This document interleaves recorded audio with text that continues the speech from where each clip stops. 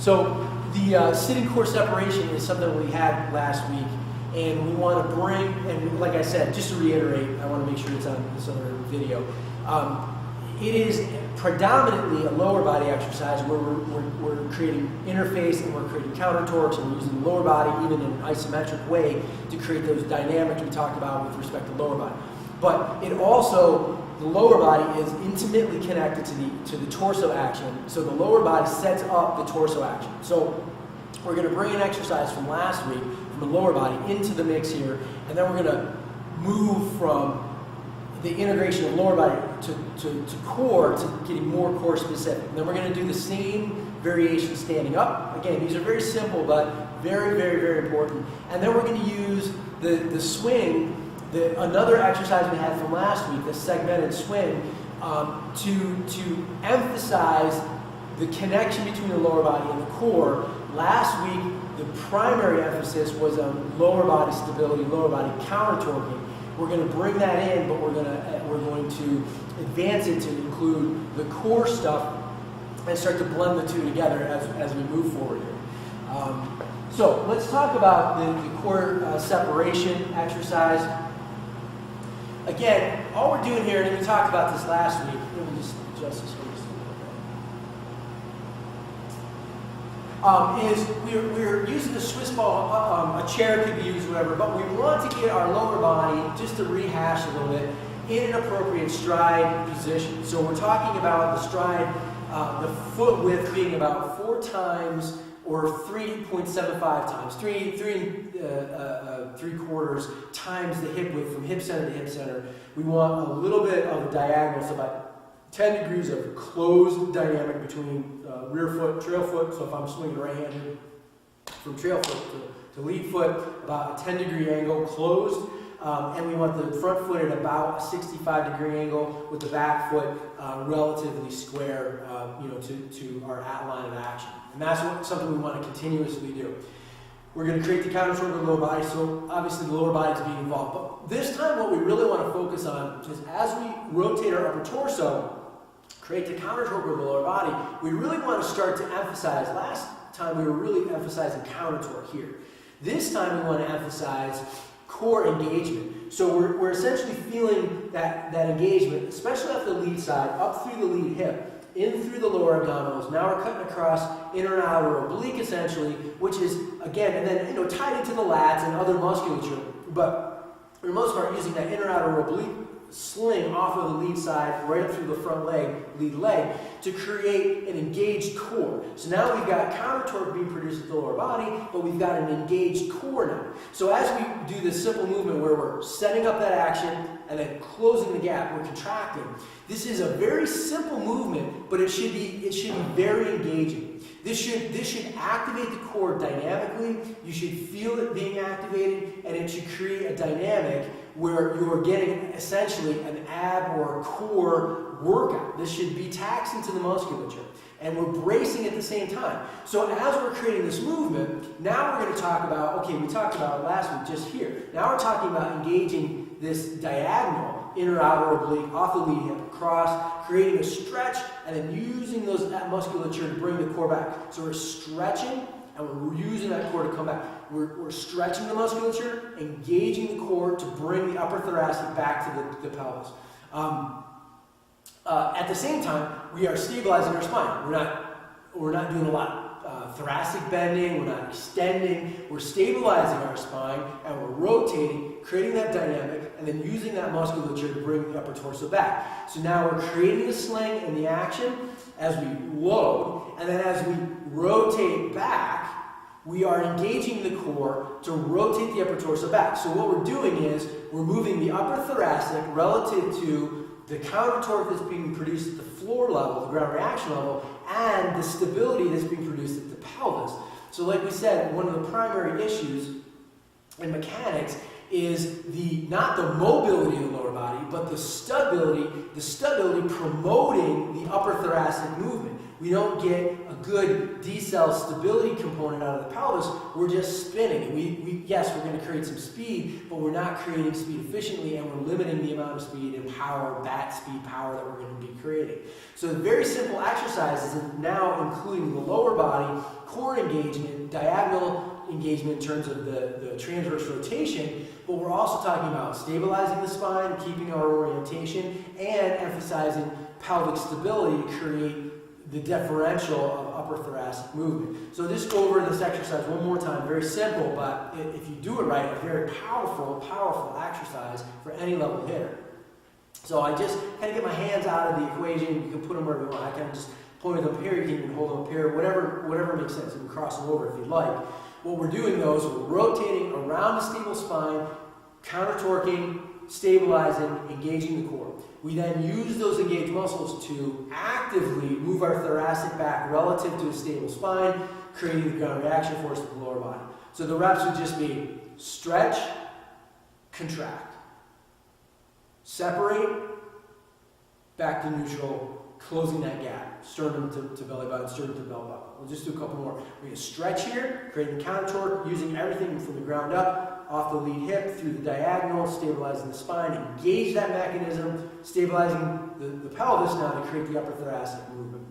Okay, so simple exercise. We used this exercise last week to start to feel ground reaction force below our feet. Now we're using it as a chain up into the torso as an effective mechanism for creating the dynamic we want to produce the differentiation or the differential. The next exercise is core contraction. Okay, so now we want to take it to the next level. We can do this sitting again. You can do it in a chair or anything really. The dynamic stability balls are, I think, a really good way to produce movement because you do have enough movement that you do have to actively stabilize, but not so much that you're flopping all over the place. Now, I'm going to show you with a med ball. You can do this with a med ball. You don't have to use a med ball, okay? So, but what you're doing is, think of yourself, if I'm a right-handed hitter, we can do it both directions just to create symmetry, but let's just talk about right-handed hitter. So a right-handed hitter is going to hold, let's just grab the ball here real quick. So let's just say we're holding the Swiss ball, or the med ball, okay?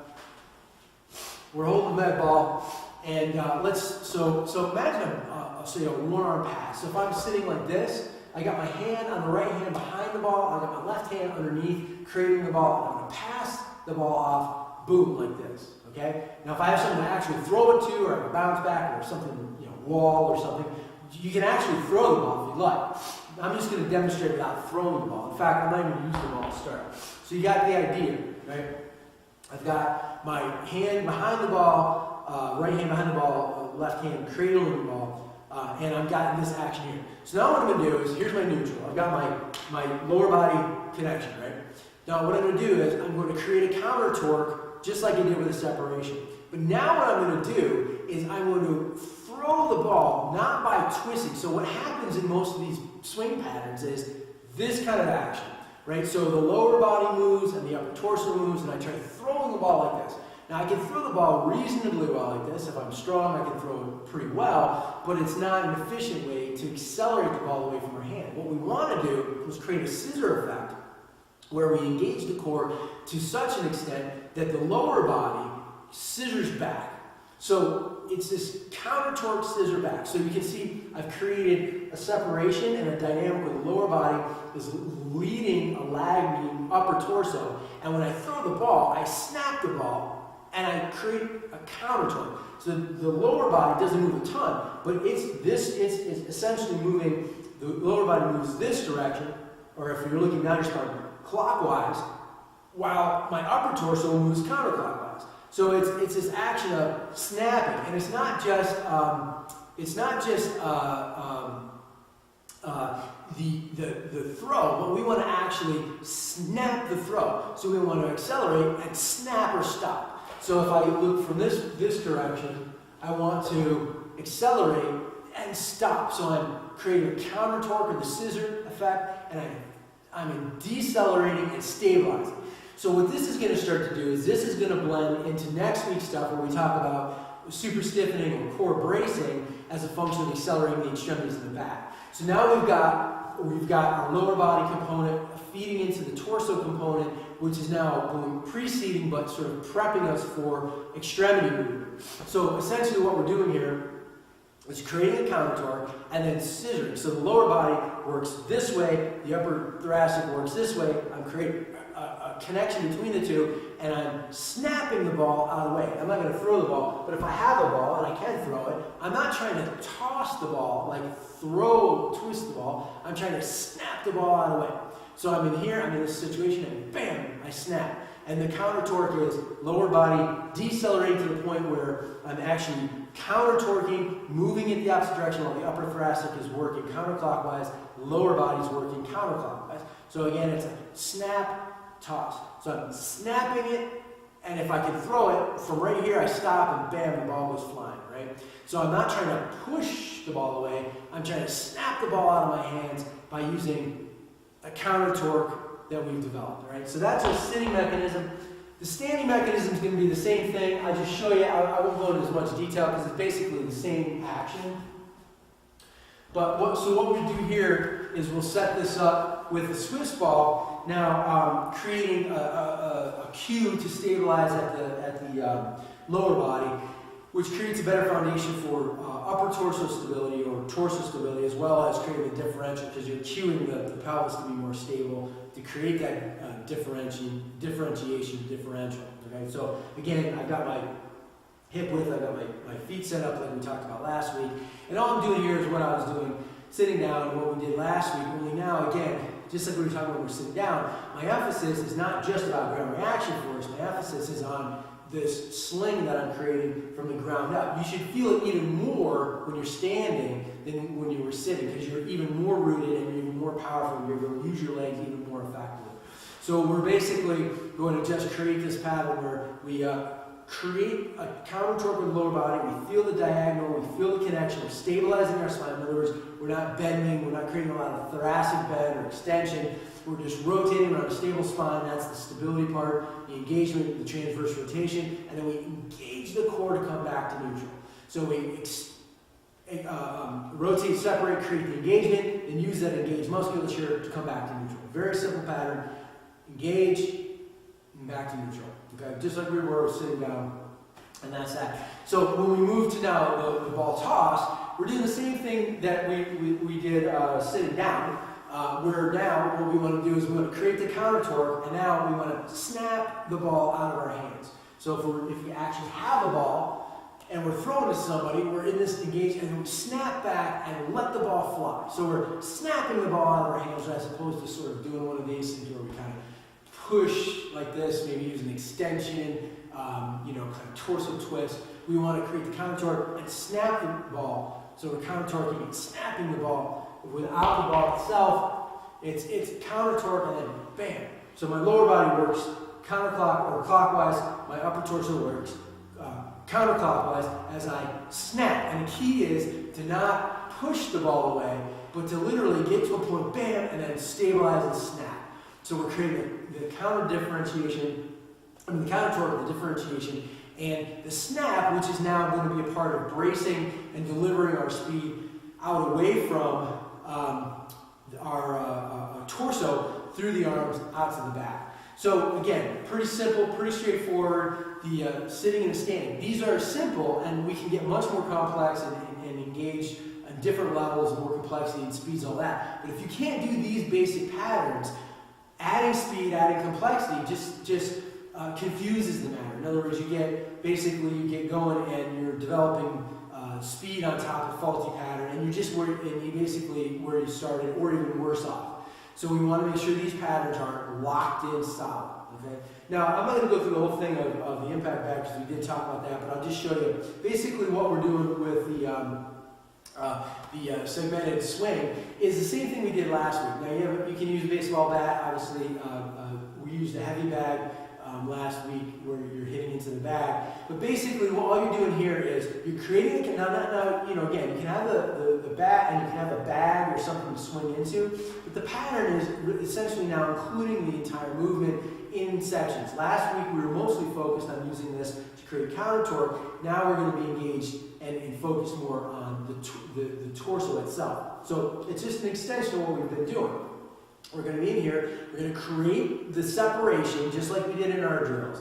And we're going to connect through the core just like we do in our drills. And from here, we can turn and swing. Okay? So what we did last week, I should say, is we created this, we contracted just like we did in our drill, and then we allowed the swing to go forward into an impact bag, or we'll use a heavy bag, I can allow my lower body to do what I want it to do as far as shifting weight, turning or kind of rotating a little bit on the rear side, maintaining that stability. We can blend in hitting mechanics into this drill as well. But you can see what we're basically doing is, it's just the same thing we just did as far as separate, connect, right? Or separate, connect. Only thing is now we're in a baseball pattern itself. Separate, connect, then let the action go. And we really want to do it in steps. 1, 2, 3, let it go, right? So you're kind of in this pattern, 1 separating, 2 connecting, 3 letting it go, right? And it doesn't have to go any faster than that right now. We just want to chunk it together when we feel it. Separate, connect, and let it go, right? Now obviously when you swing, the lower body is free to move. The hips are going to be much more open as a function of the speed and the dynamics and all that. That's fine. You're not going to keep the lower body rigid when you swing a baseball bat. But what we're trying to do is, what you'll see is athletes that have these issues in their swings, when they get here, if they can create the separation, many times they can't even create a good separation because they aren't creating good counter torque and they're engaging the core and all that stuff. But what will happen then is when they go to connect, they won't connect by contracting through here, creating a foundation to facilitate movement. They will move, twist their bodies, right? So everything moves, and I haven't really done anything to engage my core at this point. All I've done is twisted my torso, and then I can flip the bat, right? And if I'm a strong guy and I'm using an aluminum bat, let's say high school or college, I can flip the bat with pretty good speed, and I can even half miss it and hit it a mile. So, obviously it's a little bit skewed there in terms of the results. That won't get you to the next level, though. So you've got to, and even in the level where you can get by, you're just getting by, right? There's a big difference. So we want to work on creating a separation, connecting by using the anchor through the core, engage through the core, and then let the back go. Now when we swing, we're going to allow the freedom of movement to occur. The lower body is going to be open or left, but the dynamic of connecting between the lower body and the upper body will be there and will be a part or a function of what we're getting into as far as the movement pattern. You see dynamically higher bat speeds and better collision dynamics. Okay? So that ends up what we want to do as far as the training part. And we